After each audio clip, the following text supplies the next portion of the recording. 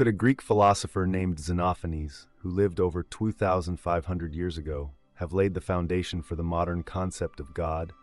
Is it possible to call him the creator of the idea of a singular abstract God that later shaped Judaism, Christianity, and Islam? Xenophanes revolutionized how people thought about divinity and helped introduce an understanding of God that remains relevant in the face of modern science and intellect. In this video, we will explore these questions and the profound impact of Xenophanes. Xenophanes was a Greek philosopher and poet who lived in the 6th century BCE. He was born in the city of Colophon in Ionia, but his life was one of wandering as he traveled extensively throughout the Greek world, sharing his thoughts on philosophy and religion. His ideas were ahead of his time, especially in the way he criticized the conventional religious beliefs of his day. Xenophanes is perhaps best known for challenging the anthropomorphic view of the gods, criticizing the idea that gods were simply like humans, but more powerful. Anthropomorphism refers to the attribution of human characteristics, emotions, and intentions to non-human entities, whether they be animals, objects, or even gods. In ancient Greece, gods were depicted as larger-than-life humans.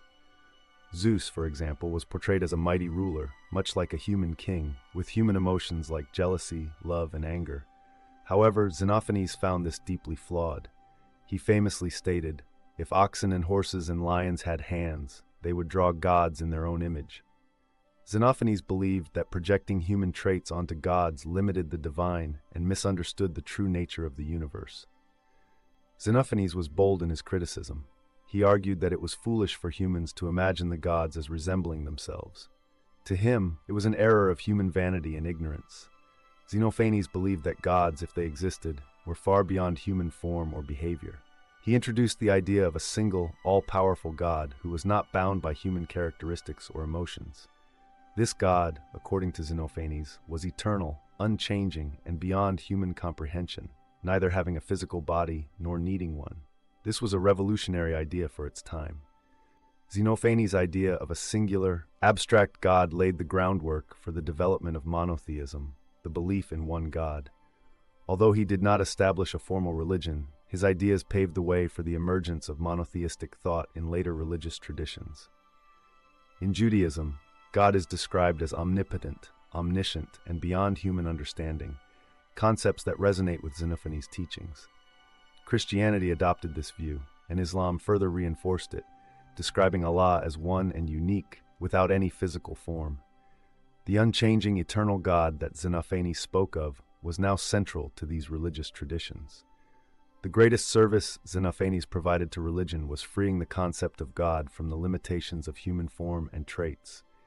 By doing so, he allowed religion to transcend human weaknesses and remain relevant, even as human knowledge and science advanced. By separating God from the confines of human characteristics, Xenophanes' concept of God became more difficult to challenge with scientific progress. A God who is non-material, abstract, and beyond human comprehension cannot be easily disproved.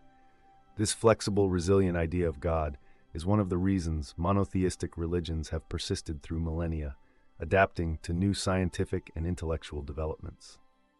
Xenophanes invited us to rethink our understanding of the divine and challenged us to move beyond the limits of human imagination. His ideas have shaped the way we think about God even today. So now we ask you, do you think God should be beyond human characteristics? Could Xenophanes' criticism still hold true in modern times?